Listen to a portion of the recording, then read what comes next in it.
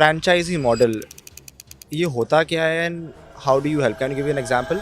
जब young entrepreneur होता है और उसको ज्वेलर बनना है तो उसके सामने बहुत सारी मुश्किलें हैं। उसको कॉम्प्लेक्स कैलकुलेशंस भी समझनी है, उसको प्रोडक्ट प्रोक्योरमेंट भी देखनी है, मैन्युफैक्चरिंग भी देखनी है, डायमंड की इंट्रिकेसीज है, जीएसटी, लेबर, मेकिंग चार्जेस, मतलब जेम 200 स्टोन्स, चीजें हैं। कलर्स, बहुत सारी चीज़ें हैं। तो जैसे मैंने बताया कि किसी नेशनल ब्रांड के साथ जुड़ जाओ, तो उसी कॉन्टेक्स्ट में मैंने एक ब्रांड बिल्ड किया जिसमें मैं लोगों को एक एसओपीज, उनकी ट्रेनिंग मैनुअल्स, उनकी नॉलेज, गोल्ड के बारे में सब कुछ, डायमंड के बारे में सब कुछ, उनको मैं सब कुछ सिखा के एक ज्वेलर बनाऊंगा। बिकॉज आज एक ज्वेलरी शोरूम खोलने के लिए आपको 40-50 करोड़ रुपए कम से कम चाहिए। So everybody is not having that kind of capital. जो ये वाइट गोल्ड है एंड प्लैटिनम है, क्या ये सेम चीज है कि डिफरेंट है? White gold is originally gold. 24 carat में 100% गोल्ड होता है, 14 कैरेट में 60% गोल्ड होता है अप्रोक्सीमेटली। अप्रोक्सीमेटली। एंड उसमें ना कुछ अच्छी चीज़ें, अच्छे मेटल्स अलॉय मिक्स करते हैं, जैसे सम part of nickel, some cadmium, some copper, तो it becomes permanently white. Platinum originally white है। Platinum is related to the masculinity, और वो मतलब मेंस ज्वेलरी के लिए बहुत फेमस है। हाँ। उसके अंदर जो ज्वेलरी आती है, टफनेस काफी है, टफनेस बहुत अच्छी है, hardness of platinum is way more than gold, yeah. राइट। वो एब्रेजन नहीं होता उसका, जल्दी उस पर स्क्रैचेस नहीं आती, हाँ। एंड उसकी सिंटिलेटिंग स्पार्कल बहुत अच्छी रहती है। तो platinum is very very good metal. Welcome back, everyone. We are here with another jewelry expert, also a serial entrepreneur and a business coach, Mr. Sumit from Delhi Diamonds. We were just speaking before the camera, which was a shoot, and the amount of experience and array of experience this guy has is expended too thank good. You so much. And but how come into serial entrepreneurship and being a jewelry connoisseur? How do you how does that come in the picture? Thank you, Shan, first of all, for inviting me to your podcast. And I write about myself that I'm a jewelry connoisseur because I have spent around 20 years in jewelry field. Okay. And why I call myself as a serial entrepreneur, because this is my sixth venture in jewelry industry only. I have been into retail, I have successfully implemented everything, then transferred to B2B and wholesale of jewelry business. And I have spread my customer base to across the North India, right, from Jammu Kashmir to Chhattisgarh and then Rajasthan to Dhaka. And उसके बाद फिर मैंने I have a setup of jewellery manufacturing, state of the art factory in jewellery manufacturing in Mumbai. Okay. And then उसके बाद मैंने फिर से wholesale start की Okay. With another name. And then I ventured into retail, and then into multiple stores, or kind of a brand thing. That's amazing. So I so think that's you have why, been a hustler all your life. yeah, I have been a hustler because I have a passion and fire in the belly that keeps me moving all the time. Hunger for success. Hunger for success and hunger for doing something different and something great. For yourself and the society, I believe. या both, because एक point के बाद ना आपके अपने personal goals achieve हो जाते हैं। मतलब आपने अच्छा बड़ा घर बना लिया, अच्छी सी गाड़ी रख ली, अच्छी आपने सारे शौक पूरे कर लिए, ब्रांड्स पहन लिए आपने, उसके बाद आप पैसे को क्या करोगे? Then Yeah. Will travel first class, Very true. Right. उसके बाद जब आपकी सारी चीज़ अचीव हो गई, उसके बाद आप क्या? अब उसके बाद देन कुछ पैशन होना चाहिए आपके पास जो आपको Drive कर- it keeps on moving, it Yeah. Drives you. So that passion inside me is like to it is driving me to thrive for another things and another things. Now I am, तो वो चलता रहता है कुछ ना कुछ। तो यार सुमित, मुझे ना काफी मैंने एक रील डाला था, उसमें मुझे काफी क्वेश्चन आया था कि जो ये वाइट गोल्ड है एंड प्लैटिनम है, क्या Right. ये सेम चीज है कि डिफरेंट है? एस्थेटिकली शान, अगर हम बोलते हैं तो व्हाइट गोल्ड और platinum aesthetically and cosmetically they are बिल्कुल same, they are exactly same. उनमें कोई डिफरेंस नहीं है, but the difference is the original metal. White gold is originally gold. Gold के कंटेंट में when we have to reduce it to 14 carat, तो 24 carat में 100% gold होता है, हाँ। 14 कैरेट में 60% गोल्ड होता है अप्रोक्सीमेटली। अप्रोक्सीमेटली। तो 40% जब हमें उसमें कुछ अलॉय मिक्स करना होता है, सम Colour देने के लिए। चीपर मटेरियल मिक्स करना होता है, तो जनरली हम पहले कॉपर मिक्स करते थे। हाँ। अभी उसमें there has been innovations around the time, and उसमें ना कुछ अच्छी चीजें, अच्छे मेटल्स अलॉय मिक्स करते हैं, जैसे सम part of nickel, some cadmium, some copper. Amazing. तो वो 3-4 मेटल्स मिला के वो गोल्ड को ना बहुत अच्छा कलर देते हैं। वो that becomes white gold. Okay. Gold is available in many colors. There is red gold also. Oh, there is green gold also. There is white gold. There is rose gold. You can have any color of gold you want. There are series of elements and alloys available in the market. You want कि मेरे को वो वाला blue color चाहिए, powder blue का gold चाहिए मुझे. So there are jewelry available in the market in green gold. Oh, okay. Right. So returning back to your question, 14 carat gold को जब हम व्हाइट अलॉय के साथ मिक्स करते हैं तो it becomes permanently white, Okay. Right? अगर आप उसको कट करते हैं, फाइल करते हैं, घिसते हैं, कुछ भी करते हैं तो But- अंदर से भी व्हाइट ही आएगा. Okay. It is not electroplated. Okay. तो वो व्हाइट है. हाँ. प्लेटिनम प्लेटिनम ओरिजिनली व्हाइट है, Yeah, it's a वो भी व्हाइट है. हाँ. तो जब हम उनको मिक्स करके देखते हैं 14 कैरेट अलॉय के साथ और इधर प्लेटिनम को रखते हैं तो they aesthetically they look exactly the same. same. तो उसमें कोई डिफरेंस नहीं है. अब डिफरेंस कहाँ पे आता है? जब हम उसकी रीसेलिंग देखते हैं, जब हम रिपेयर देखते हैं, जब हम उसकी अवेलेबिलिटी देखते हैं तो प्लेटिनम थोड़ी मार खा जाता है. अच्छा. Although platinum is related to the masculinity और वो मतलब मेंस ज्वेलरी के लिए बहुत फेमस है. हाँ. उसके अंदर जो ज्वेलरी आती है Toughness काफी है. टफनेस बहुत अच्छी है. Hardness of platinum is way more Way than more gold, than, yeah. राइट? वो एब्रेजन नहीं होता उसका, जल्दी उस पर स्क्रैचेस नहीं आती. हाँ. तो platinum is very very good metal and उसकी सिंटिलेटिंग स्पार्कल बहुत अच्छी रहती है. एक white gold ring same size दिखने वाली और एक सेम साइज प्लैटिनम दिखने वाली, कौन सी ज्यादा हैवी होगी? ऑब्वियसली प्लेटिनम की रिंग ज्यादा हैवी होगी. Definitely. अगर उनके साइज और डायमेंशन सेम है, platinum is higher dense material than gold, तो प्लेटिनम की रिंग ज्यादा भारी होगी. That's amazing. So talking about colored gold, white gold, rose gold, एक और चीज लोग जानना चाहते हैं, white gold versus rose gold में क्या एलॉयज यूज होते हैं? And give more about what are the carats. See, I don't want to go in chemical composition, but there are fixed materials available, fixed alloys available with various companies of alloys. अगर आपको rose gold चाहिए, आप रोज gold का alloy लीजिए. 14 carat rose gold, 18 carat rose gold, 22 मतलब बना हुआ आता है, बना हुआ alloy alloy आता है. है. You just have to pick the color master and then you have to melt it with the gold. Gold. जब भी आप गोल्ड को मेल्ट कर रहे हैं, आपने 14 कैरेट के लिए 60% गोल्ड लिया and you want to have rose gold, तो आपने 40% का रोज गोल्ड का अलॉय मिक्स किया. 100 ग्राम मेटल बनाने के लिए 60 ग्राम गोल्ड, 40 ग्राम आपने उसमें अलॉय डाला and you'll have the rose gold in 100 grams of quantity in 14 carat. बढ़िया. और ये तीनों कैरेट में अवेलेबल है, 14, 18 एंड 22 एंड 9 कैरेट ऑल्सो. अच्छा. In every carat alloys is available for every carat. अच्छा. Right. बढ़िया. सो प्लैटिनम के ऊपर जो हम बात कर रहे थे, प्लैटिनम जैसे आप बोल रहे थे associated to masculinity, platinum have seen a growth of 270% in exports by the GJPC report. तो प्लैटिनम कौन खरीद रहा है and why are people, is there any potential for platinum? Shaan, 270% growth जो आप कह रहे हो, मैंने भी कहीं फैक्ट पढ़ा था. It is growth not in the platinum rates, it is the growth in the jewellery export from India, right? So होता क्या है कि इंडिया इज, जैसे मोदी जी ने काफी टाइम से मेक इन इंडिया का जो इनिशिएटिव लिया है, उसके उसके अंदर काफी डेवलपमेंट हुई है यहाँ पे मैन्युफैक्चरिंग की इन वेरियस वेरियस कैपेसिटीज. तो फॉरेन कंट्रीज में, कुछ वेस्टर्न कंट्रीज में ऐसी डिमांड है जो प्लेटिनम की ज्वेलरी को लोग ज्यादा फैसिनेशन से पहनते हैं. अब वो वहां पे बनानी बहुत मुश्किल है. इंडिया में फिर भी ऐसी फैसिलिटीज हैं जहाँ पे वो ज्वेलरी बन रही है. So that is why we are seeing a surge in the jewellery exports in platinum. But जब हम प्राइसेस की और इन्वेस्टमेंट की बात करते हैं तो gold has failed platinum in all circumstances. Yes. Gold ने जितना अप्रिसिएशन दिखाया, gold historically it is rising around 14 to 15% per annum, right? अब तो महीने महीने में 10-10% बढ़ रहा है. महीने महीने में 10-10% बढ़ रहा है. बट इवेंचुअली जब हम हिस्ट्री देखते हैं लास्ट 20 ईयर्स की, लास्ट 30 ईयर्स की, लास्ट 10 ईयर्स की, तो 12 से 15% का तो इंक्रीमेंट आता ही आता है. तो people have a fascination and they believe in safe havens investment in gold. तो गोल्ड से जो लोगों का लगाव है ना, इंडिया में specifically, they buy jewellery not as an expense और not as a jewellery, not as a fascination.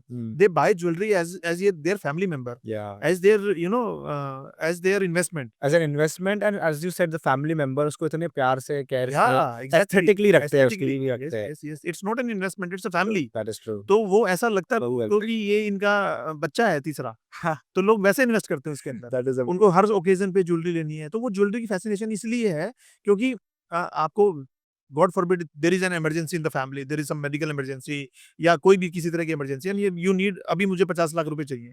आप बैंक बंद है रात को 9 बजे, आप प्रॉपर्टी को अपनी सेल नहीं कर सकते, आपको लिक्विड मनी सिर्फ गोल्ड दे सकता है. 10% इधर उधर Safe है. आपकी लेबर कट जाएगी, आपको गोल्ड ज्वेलर आपको कुछ कटौती काट के देगा, कुछ मेल्टिंग लॉस काटेगा, कुछ जीएसटी काटेगा, बट 10% इधर उधर आपको अपने 100 रुपए के 90 रुपए एनी टाइम मिल जाएंगे. आपको रात को भी किसी का शटर खुला के बोलोगे please take my gold and give me cash, he'll give you had. So gold से लोगों के जो affection है ना, it's not going to end anywhere soon. So you being a serial entrepreneur and people don't know how many downs you have gone through to come up as well. How many times you have come to nothing, even shut your businesses to start for various other bigger businesses. And someone starting as a new jeweler, what are the key things they should look for and focus on to have a profitable business or a running business as a new jeweler? शान उसमें ना सबसे पहले मैं ये कहना चाहूँगा कि जैसे किसी को भी अगर फर्स्ट टाइम ज्वेलर बनना है, they are not a family jeweller and young people are coming to become jeweller, तो उनको पहले उसके लिए अपना पैशन देखना चाहिए। कोई भी बिज़नेस है, नॉट ओनली इन ज्वेलरी, मैं कहता हूँ कोई इंडस्ट्री लगा रहे हो आप, या आप even you are being an influencer and you are going to thrive in the market of social media and doing lot of stuff. आपको किसी भी बिज़नेस में रहने के लिए पहले अपना रेज़िलियंस चेक करना पड़ता है कि आप उस बिज़नेस को कितने दिन तक सस्टेन कर सकते हैं। आपके लिए वो प्यार होना चाहिए, आपके लिए वो जॉय होना चाहिए। I have heard a line कि if you are not making joy in your business besides money, don't do that business. Right? तो आप रोज़ अपनी दुकान पे जा रहे हैं, रोज़ अपने फैक्ट्री में जा रहे हैं और आप शाम को परेशान होके घर पे आ रहे हैं कि my team is not supporting me, my customers are yelling at me, my vendors are shouting at me. So आप कभी भी उस बिज़नेस को ग्रो ही नहीं कर पाओगे। तो आपको अपने बिज़नेस के साथ एक ऐसा अफेक्शन होना चाहिए that it is your partner, it is your life partner. तो पहले आप अपने अपने मन में, अपने राइट, अपने माइंड में एक बात को बिल्ड कीजिए कि यही मुझे करना है। राइट, मैं अपने जो मेरा सोशल मीडिया है, उसपे मैंने एक रील डाली थी थोड़े दिन पहले। मैंने ये कहा था कि start young, I am writing a book also, start early, dream big. Okay. So why I am writing this book? Because मैंने अपनी लाइफ में बहुत पहले काम करना शुरू कर दिया, like at the age of 16-17। That's amazing तो यार। वो उससे क्या फ़ायदा हुआ मुझे? क्योंकि 8th-9th तक आपने जो पढ़ना था पढ़ लेते हैं हम, वही एजुकेशन आपको लाइफ टाइम काम आती है। अभी ट्रिग्नोमेट्री और differentiation, integration is not going to solve you anything, right? या तो जो बेसिक मैथ्स है, बेसिक साइंस है, that you are gone through. अब उसके बाद आपने जो भी पढ़ना है, वो वॉलंटरी स्किल्स होनी चाहिए जो आपके बिज़नेस में हेल्प करें, ना कि सिर्फ किताबी ज्ञान। तो अब आपने जल्दी शुरू कर लिया, आपने 1 साल ज्वेलरी करके देखा, आपको लगा नहीं यार, this is not my kick और ये तो बेकार है, ये मेरे से नहीं होगा, इट इज़ वेरी कॉम्प्लिकेटेड और छोड़ो इसको। तो you have time to leave it and then take risk to do another thing. अगर आप स्टार्ट ही 25 पे कर रहे हो, आपने वही 24-25 तक पढ़ाई की, एमबीए कर रहे हो आप, सब देयर कुछ इज नथिंग न्यू, वही सेम चीज, वही रैट रेस, वही वही सब कुछ वही सर्कल में घूम रहे हो, फिर वो वो ज्यादा में भी वही समझा रहे हैं, ये जवानी-दीवानी में भी वही समझा रहे हैं। 70 साल से जो मैं कल अपनी डॉटर को पढ़ा रहा था, शी इज़ इन क्लास 6, वो उसको आज भी वही पढ़ा रहे हैं, विटामिन ए की कमी से क्या होगा, बी की कमी से क्या होगा, सी की कमी से ये होगा और डी की कमी से रिकेट्स होगा। तो मैं उसको वो पैर मोड़ के दिखा रहा था कि बेटा हमने भी यही पढ़ा हुआ है और मेरी मदर बैठी थी, वो बोली हमने भी यही पढ़ा हुआ है। तो since 70 years the education policy is same. Same.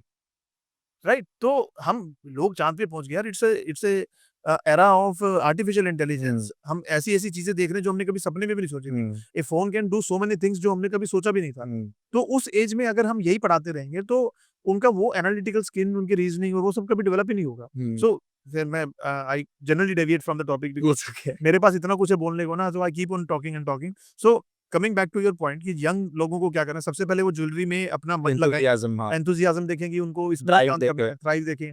तो जब उनको हो गया 6 महीने हो गए, 1 साल हो गए, तब वो इन्वेस्टमेंट अपनी पुट इन करनी शुरू करें। ओके। राइट? अगर वो बिल्कुल ही स्टार्टअप कर रहे हैं, उनका कोई बैकग्राउंड नहीं है, तो they should have some experience by doing some job, maybe with some jeweller, as a store manager, as a sales person, industry working समझो। इंडस्ट्री समझो, वर्किंग ऑन शॉप फ्लोर। मैंने खुद डायमंड का training लेने के लिए पहले courses किए। उसके बाद मैं जो डायमंड के सेलर्स की गद्दी पे बैठा सूरत और बॉम्बे में।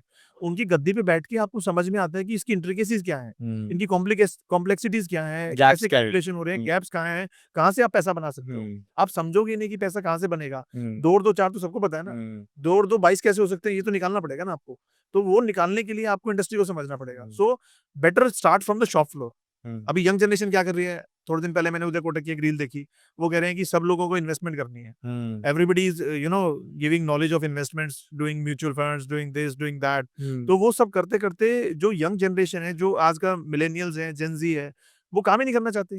दे want to sit on the couch couch, and getting there investments, get them ROI return ROI आ रहा है, वो 8% देख रहे हैं, 22 हो गया, मेरा 45 हो गया। कैपिटल, बट कैपिटल तो जमा करो पहले। तो ऐसे 20 साल बाद तो हमारे पास बिज़नेसेस रहेंगे ही से नहीं रहेंगे। नहीं। Nobody is going to start a business. Yes. तो मैं भी उसी फ़ेवर में हूँ कि we should have a full generation who is growing businesses, yes. Who is growing concepts. Who are with business acumen, या people extremely driven towards business तो वो सब चीज़ों की mindsets. बहुत कमी है। तो पहले वो एक्यूमन लाएँ, उसको छोड़ें कि हमें स्ट्रगल करना है। वो एक्यूमन होना चाहिए उनके पास कि हमें we want to with passion होना That चाहिए is true. कि we want to build something great. Yes.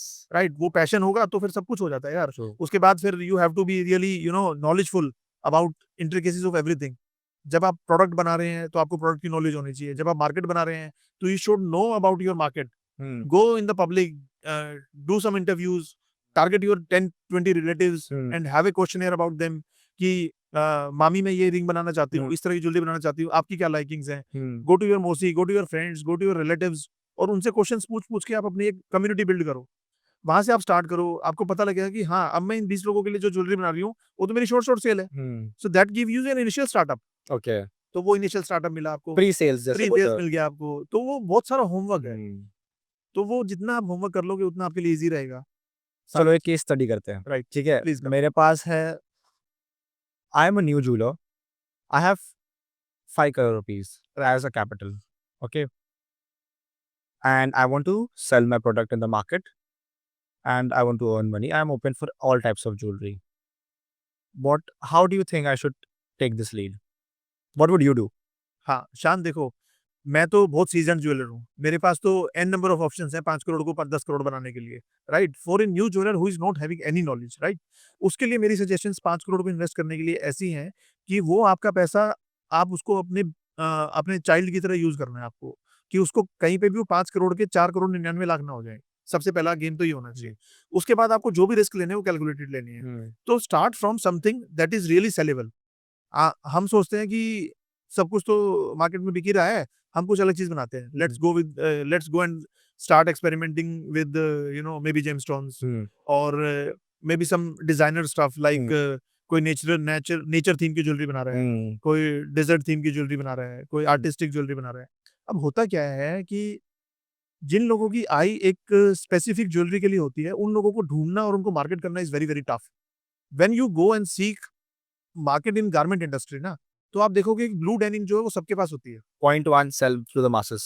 Cell through the masses, आप you are getting it very very right. Yes. So आपको रीइन्वेंट द व्हील नहीं करना in initial startup days of your business. आप अगर reinvent करने लग जाओगे, मैं मर्सिडीज ने इंजन बना दिया, मैं अपना बनाऊंगा खुद का, तो उसमें आप फंस जाओगे, Okay. राइट। Done. आपने मासिस को टारगेट करना है कि सारे लोग क्या पहन रहे हैं, सारे लोग ब्लू रैकेट्स पहन रहे हैं, तो आपने वैसी ज्वेलरी बनानी है जो सब लोगों के पास बिक जाए, तो you are half done. Okay. आपकी 80% ज्वेलरी तो सोल्ड है, Okay. क्योंकि जब कस्टमर आ रहा है वो फैंसी होता है, उसको पैरेट दिख रहा है, वाओ कैसी ज्वेलरी है, बट अल्टीमेटली वो लेगा वही प्लेन छल्ला जो वो डेली यूज में पहन सकता हो। So jewellery should be wearable, जो आप बना रहे हो, jewellery should attract masses, it should not be specific to the consumer. जैसे डिजाइनर्स के कपड़े जो होते हैं उनके लिए भी मार्केट है, और मासेस के कपड़े जो होते हैं उनके लिए भी मार्केट है, बट डिजाइनर्स की market is very very niche and very very specific. तो उसमें बहुत बड़ा रिस्क है, हो सकता है वो डिजाइनर चल जाए, हो सकता है वो ना चले। There are an number of designers in Ambawatta, everybody is not doing well. So we heard about 2-3 names कि हाँ ये बहुत अच्छा कर रहा है, ये बहुत अच्छा कर रहा है, but not everyone is doing nicely. So हम जब 5 करोड़ से शुरू कर रहे हैं तो हमें बहुत प्रोटेक्टिव होकर अपने बिजनेस को बिल्ड करना है। एंड इसका एक सेकंड एस्पेक्ट भी है, वो सेकंड एस्पेक्ट ये है कि अगर आपको कुछ नहीं करना, you take a franchise of any brand, maybe any national brand who is doing good, और आपको पता है कि वो आपको 10% आपका भी तो आ रहा है ना, आरओआई दे देगा, और आपने सेफ प्ले किया, आपने उसकी फ्रेंचाइजी ली, धीरे धीरे आपने बिजनेस को लर्न किया, लर्न फ्रॉम द मास्टर्स। आप उन लोगों से लर्न कर रहे हो जिनके ऑलरेडी 200 स्टोर्स हैं, so they know how to build the brand, they know how to do the business and how to make the money. तो आपने उनसे बात करके उनसे सीखा, फिर आपने अपना ब्रांड बनाया। तो फिर मार्केट रिसर्च नहीं करना पड़ा, इंडस्ट्री एनालिसिस नहीं करना पड़ा, Exactly. सेल्स नहीं करना पड़ा, Exactly. प्रोक्योरमेंट नहीं करना पड़ा। There is some brand who is teaching you everything. या सो आप बोल रहे थे कि फ्रैंचाइजी मॉडल ये होता क्या है and how do you help? Can you give an example? शान, जब अभी आपने क्वेश्चन पूछा कि 5 करोड़ रुपए हैं और एक ज्वेलरी का बिजनेस शुरू करना, तो क्या करना चाहिए। अब एक जब यंग एंटरप्रेन्योर होता है और उसको ज्वेलर बनना है, तो उसके सामने बहुत सारी मुश्किलें हैं। उसको कॉम्प्लेक्स कैलकुलेशंस भी समझनी है, उसको प्रोडक्ट प्रोक्योरमेंट भी देखनी है, मैन्युफैक्चरिंग भी देखनी है, डायमंड की इंट्रिकेसीज है, जीएसटी, लेबर, मेकिंग चार्जेस, मतलब जेम्स 200 चीजें, बहुत सारी चीजें हैं। तो जैसे मैंने बताया कि किसी नेशनल ब्रांड के साथ जुड़ जाओ, तो उसी कॉन्टेक्स्ट में मैंने एक ब्रांड बिल्ड किया जिसमें मैं लोगों को एक एसओपीज, उनकी ट्रेनिंग मैनुअल्स, उनकी नॉलेज, गोल्ड के बारे में सब कुछ, डायमंड के बारे में सब कुछ, उनको मैं सब कुछ सिखा के एक ज्वेलर बनाऊंगा। और वैसे ही जब वो ज्वेलर बनेंगे तो उनके पास मतलब 80% नॉलेज उनके पास एकदम से आ जाएगी, जो वो ओवर द टाइम एक्सपीरियंस करके और अपने पैसे को बर्न करके सीखेंगे। सो लाइक घर पे it's like same as investing in the stock market but with a bit of effort. मतलब आप दूसरी चीज का मॉडल बेच रहे हो जो पहले से चल रहा है, पहले पैसे से बना रहे हो। ऑब्वियसली इट इज रनिंग, पहले से चल रहा है, और there are masters to protect you and teach you how to do this business more effectively than the stock market and the real estate performs. And definitely these guys can learn from your franchisees and maybe open another store of their own. or something. Definitely. That is what I'm saying. It is not about कि मेरे को वहां से पैसे कमाने हैं, मैं यहाँ से कोई पैसे नहीं बना रहा, क्योंकि ब्रांड बिल्डिंग में आपको इतना एफर्ट्स और मनी बर्न होता है, you can never imagine. So what I want to do here is, I'm inviting people to come join hands with me and become jeweler in very very very very easy way and in very very less amount. Because आज एक jewellery showroom खोलने के लिए आपको 40-50 करोड़ रुपए कम से कम चाहिए. So everybody is not having that kind of capital. So I have designed a business model which is running on rotational basis and which is very very specific and well researched. And we are keeping only that inventory which is highest selling inventory. And it is only that inventory which is Western countries selling highly. So मैं एक और चीज पूछना चाहता हूँ Sumit, a lot about entrepreneurship, थोड़ा consumer को भी मदद करता है, ठीक है? Right. तो आजकल एक नया ट्रेंड आया है, mixing diamonds. Okay. Can you explain what mixing diamonds is for a jewelry is? अब शान मिक्सिंग डायमंड्स के दो मतलब होते हैं. एक तो नोइंगली बेचना और एक कस्टमर्स को बेफूल करके बेचना. राइट. अगर आप नोइंगली कह के बता रहे हैं कि see why lab grown diamonds are in trend, because lab grown diamonds ना, जो बड़े साइज के डायमंड्स है, they are very very solitaires. और जो छोटे डायमंड्स है, they are not very cheap, because material cost बहुत कम है, मेकिंग कॉस्ट बहुत ज्यादा है. तो जो स्मॉलर डायमंड्स है, स्टार मेले बोलते हैं उनको, वो डायमंड्स लैब ग्रोन में भी काफी महंगे हैं. राइट. तो what people are generally doing and coming to us in retail, they are saying us कि जो शैंक में डायमंड लग रहे हैं ना, imagine you are buying a solitaire ring, तो शैंक में जो डायमंड लग रहे हैं वो तो स्मॉलर डायमंड, नेचुरल डायमंड लग रहे हैं. थोड़ा जो रिंग का जो माउंट होता है ना, हाँ, सॉलिटेयर रिंग का जो सॉलिटेयर लगता है, जिसपे सॉलिटेयर लगता है, हाँ, तो नीचे की जो शैंक होता है, रिंग का बैंड होता है, वो बैंड में छोटे डायमंड लगते हैं. तो people are taking natural diamonds as smaller diamonds and solitaire वो लैब ग्रोन ले रहे हैं. तो उससे फर्क क्या पड़ेगा? उससे फर्क ही पड़ेगा. Eventually when they are going to sell it, maybe after 10 years, lab grown की value is going to diminish like anything, zero हो जाएगी. राइट. नेचुरल डायमंड जो उन्होंने नीचे लगाए हैं रिंग के बैंड में, उसी कुछ तो रिटर्न मिलेगी ना. And gold is going to stay there. This can help for people who are also wanting to have trendy and big jewelry, Definitely. and also wanting to have value in a budget. But if आप वो like you have to let go of that solitaire which you are buying, which is a lab grown. See Shan, I am highly advocating for lab grown jewelry because आज आपने 15 लाख की कोई ring लेनी है for your fiance, तो आप 15 लाख की ring लेने की बजाय आप 1.5 लाख की रिंग लो और 13.5 लाख रुपए का उसको गोल्ड इन्वेस्ट करके दे दो ना. Go and buy MMTC coins for 13.5 lakh. फिर से पूछता है, फिर से आंसर देना. So lab grown diamonds is a very controversial topic. अगर कोई कंज्यूमर को लैब ग्रोन डायमंड्स खरीदना हो तो उसका बेस्ट वे कैसा हो खरीदने के लिए? सी मैं तो I am highly advocating for lab grown diamonds, because आप डायमंड ज्वेलरी जब पहन रहे हो ना, like we do in western countries, वो हम एस्थेटिक अपील के लिए पहनते हैं या हम फैशन के लिए पहनते हैं, not for investments. So investment, जैसे अभी हमने थोड़ी देर पहले बात की, इन्वेस्टमेंट तो गोल्ड ही है ना. इन्वेस्टमेंट का मतलब सिनोनिम है गोल्ड. इससे अच्छी इन्वेस्टमेंट कोई नहीं हो सकती पूरे वर्ल्ड में. तो आपने मान लो अपने फियांसे के लिए एक रिंग लेनी है, सॉलिटेयर रिंग, जिसमें आप 2.5 कैरेट का या 2 कैरेट का एक सॉलिटेयर लगाओगे, it is going to cost you around 15 lakh rupees in good quality diamond, natural diamond. Right. So buy herself a beautiful ring in lab grown diamond, वो आपकी 1 लाख 1.5 लाख रुपए की आ जाएगी. एंड रेस्ट जो 14 लाख आपके पास बच रहे हैं, वो 14 लाख का उनको, जिनका 15 लाख का बजट है, जिनका 15 लाख का बजट, जिनका 5 लाख का, उसका प्रोपोर्शन वैसा ही होगा. 50,000 की आपकी रिंग आ जाएगी, 4.5 लाख सोना दे दो. अब 4.5 लाख का गोल्ड आपने लिया, चाहे वो ज्वेलरी की फॉर्म में लिया, आपने कुछ मेकिंग चार्जेस दे दी, या आपने कॉइन्स की फॉर्म में लिया, आपने कोई भी मेकिंग चार्जेस नहीं दी. Eventually after 10 years 20 years down the line, that gold of 14 lakhs will be appreciating in 3 times. वो 50 लाख का हो जाएगा आपका. और वो जो 1.5 लाख का डायमंड सॉलिटेयर लैब ग्रोन है, वो खत्म ही हो जाएगा ना, जीरो. अब यही आपने डायमंड नेचुरल लिया होता तो 15 लाख के आपके हो सकता है 20 लाख हो जाते, बट 50 लाख तो नहीं होंगे ना. वो gold terms of return on investment diamond में है, पर गोल्ड जितना नहीं. हाँ, डेफिनेटली डायमंड में रिटर्न ऑन इन्वेस्टमेंट है. We have seen through the ages कि जो अच्छे डायमंड्स हैं, अच्छी क्वालिटी के डायमंड्स हैं, नेचुरल डायमंड्स हैं, they are very rare and they are always in demand. और आज लैब ग्रोन की डिमांड है because it is a fad. अभी एकदम से एग्रेसिवली सेलिंग हो रही है लैब ग्रोन डायमंड्स की, but sooner in sometime people will understand the value. People will understand the value. ऐसे मोती के साथ हुआ, पहले बसना मोती था, फिर चाइनीज पर्ल आ गया, शेल पर्ल आ गया. ऐसे ही नेचुरल डायमंड के बाद पहले मोजोनाइट आया, फिर लैब ग्रोन डायमंड आया. तो everything is going to stay. Swarovski diamond भी आया, बीच में गायब हो गया. राइट. तो Swarovski के भी कस्टमर्स हैं और Real diamonds से भी customer. नॉर्मल सर्कल के भी कस्टमर्स हैं और डायमंड के भी कस्टमर्स हैं। Let's go to the future. Yeah. Okay. Where do you think AI can play a role for the jewelry industry for a retailer or a wholesaler? अभी तो हम लोग बहुत ज़्यादा यूज़ नहीं कर पा रहे। Hmm. हमें भी सीखना पड़ रहा है। Where do you because think the potential is? potential is used in AI. You know, let's say वही हम जैसे we keep ourselves updated and upgraded all the times and I keep on taking courses and Hmm. coachings. So हम उनमें यही सीख रहे हैं कि अपने आप को हर टेक्नोलॉजी के साथ अपग्रेड करना बहुत ज़रूरी है। Hmm. तो जैसे-जैसे टेक्नोलॉजी आती जाएँगी, अब एआई के थ्रू हमारे लिए वीडियोज़ बनाना बहुत आसान हो गया है, Hmm. कस्टमर को एजुकेट करना बहुत आसान हो Hmm. गया है और कस्टमर को ज्वेलरी शोकेस करना बहुत आसान हो गया है। जैसे we are building a website जिसमें हमारा पूरा शोरूम दिख रहा होगा और उसके डिस्प्ले में जो भी ज्वेलरी लगी होगी वो दिख रही है। आप किसी भी ज्वेलरी पे क्लिक करेंगे, वो ज्वेलरी को आप अपने ऊपर पहन के देख सकते VR हैं के through. वीआर के थ्रू, Hmm. राइट? एंड उसका प्राइस आ जाएगा, वो ऐड टू कार्ट हो जाएगी। So we are also using a lot of technology stuff to run our business smoothly and benefiting customers to navigate them smoothly through our websites and all. Hmm. So AI is going to stay. AI is going to help people in both ways, in all ways, unless it is used in bad ways. Right? लोग इसका गलत use भी कर Definitely. सकते हैं। That was an amazing conversation with you, Sumit, and thanks a lot for your time. There was a lot of inputs towards gold, types of colors of gold, diamonds. We literally covered the whole jewelry industry in a very small format. Thank you so much for your time. Thank you, Shyam. Thank Thank you you for so much.